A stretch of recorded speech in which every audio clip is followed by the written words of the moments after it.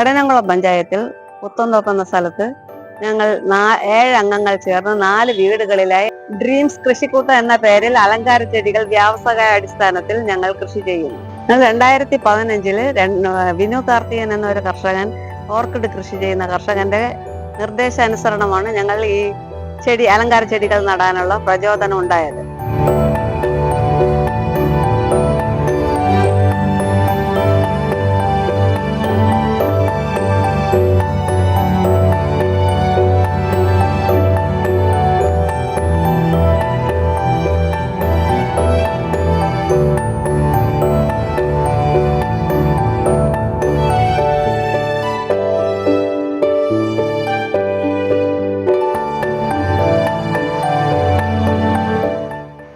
എല്ലാ വീടുകളിലും സാധാരണ അലങ്കാര ചെടികൾ ഭംഗിക്ക് വേണ്ടിയാണ് നട്ടു വളർത്തുന്നത്. ഇത് ഞങ്ങള് പൂക്കളെക്കാളും ഇലകളാണ് കൂടുതലും കൊടുക്കുന്നത്.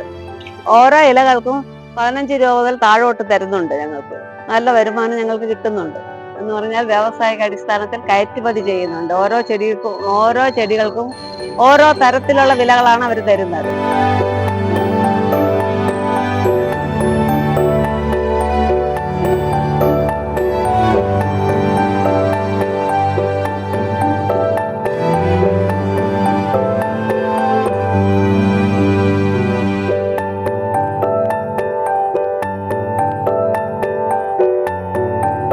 ഈ ചെടി കൊടുത്തു കഴിഞ്ഞാൽ ഞങ്ങൾക്ക് 100 രൂപയെ കിട്ടുള്ളൂ. പക്ഷെ ഇത് ഇല വിൽക്കുകയാണെങ്കിൽ മാസാമാസം ഞങ്ങൾക്ക് നല്ല ആദായം ഉണ്ടാക്കാൻ പറ്റുന്നുണ്ട്.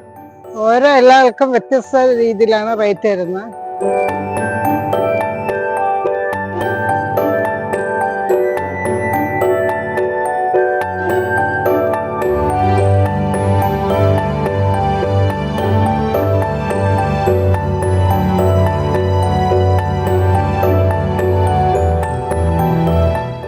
നമ്മൾ വളർത്തുന്ന ചെടികൾ ഒരുപാട് നാള് ദീർഘകാലം വാടാതെ ഇരിക്കുന്ന ഇലകളുള്ള ചെടികളാണ് നമ്മൾ വളർത്തുന്നത്. അത് വാങ്ങിക്കുന്നവർക്കും ലാഭകരമാണ്. അവർക്ക് 3-4 ദിവസം വരെ ഈ ഇലകൾ കൊണ്ട് പ്രയോജനപ്പെടുന്നുണ്ട്.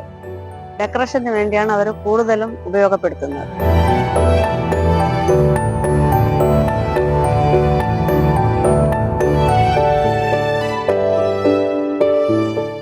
നമുക്ക് ശരാശരി ഒരു രൂപയിൽ തുടങ്ങി, ഓരോ ഇലകൾക്ക് 1 രൂപയിൽ തുടങ്ങി 15 രൂപ വരെ വിലയുള്ള ചെടികളാണ് നമ്മൾ വളർത്തുന്നത്.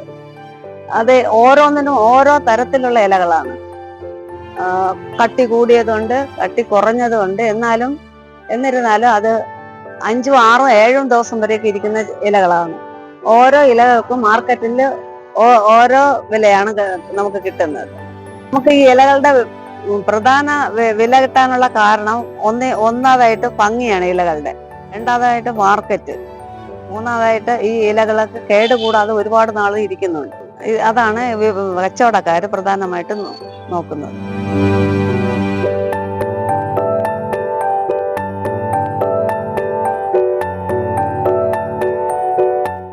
എനിക്ക് നേരത്തെ പശുവൊക്കെ ഉണ്ടായിരുന്നു. അപ്പോൾ അതിന്റെ ചാണകവും മൂത്രവും ഒക്കെ എടുത്ത് കലക്കിയാണ് ഇതിന് ഒഴിച്ചുകൊണ്ടിരുന്നത്.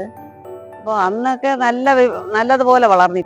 ഇപ്പം നമ്മൾ കൊടുക്കുന്ന വളം എല്ലുപൊടി, വേപ്പൻ പിണ്ണാക്ക്, ചാണകപ്പൊടി എന്നിവയാണ് നമ്മളിപ്പോ കൊടുക്കുന്ന വളം.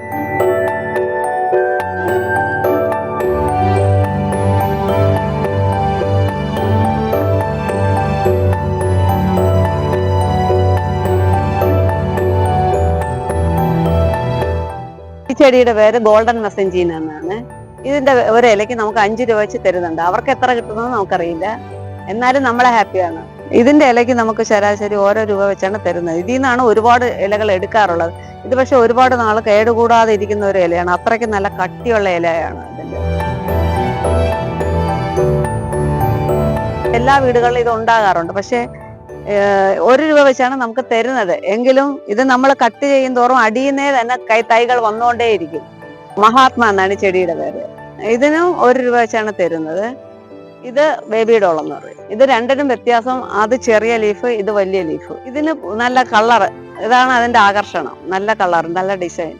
ഫ്ലവർ റേഞ്ചിനൊക്കെ നല്ല അടിപൊളിയായിരിക്കും. ഞങ്ങളുടെ പള്ളി പെരുന്നാളിനൊക്കെ സിസ്റ്റർമാരൊക്കെ വന്ന് ഇവിടെ നിന്ന് എടുത്തോണ്ട് പോകാറുണ്ട് ചെടിയുടെ ഇലകളൊക്കെ എല്ലാം. അത് ഞാൻ ഫ്രീ ആയിട്ട് തന്നെ കൊടുക്കും.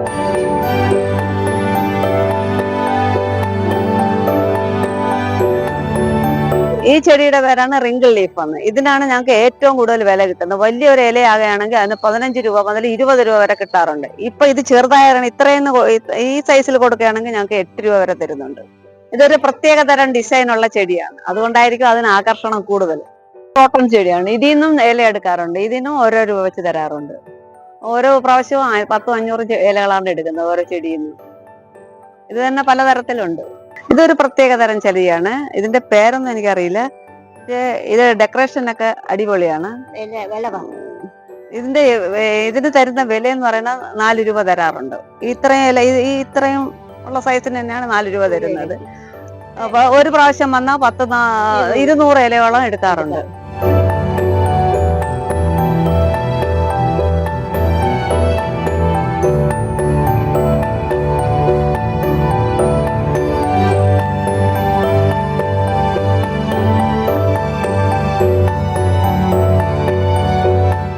നമുക്കിങ്ങനെ ഇലയൊക്കെ വിൽക്കുമ്പോ നല്ല സന്തോഷമാണ്. നമുക്ക് നല്ല വരുമാനമൊക്കെ കിട്ടുന്നുണ്ട്.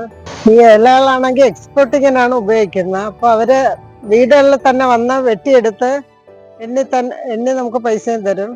ഇതൊരു സന്തോഷമാണ്. പച്ചക്കറിയൊക്കെ ആണെങ്കിൽ നമ്മൾ കൊണ്ട് നടന്ന ആളുകളെ തിരക്കി പിടിച്ചു കൊടുക്കണം. ഇതാകുമ്പോ അങ്ങനെയുള്ള റിസ്ക് ഒന്നുമില്ല. നമുക്ക് വീടുകളിൽ വെച്ച് തന്നെ കൊടുക്കുകയും ചെയ്യാം.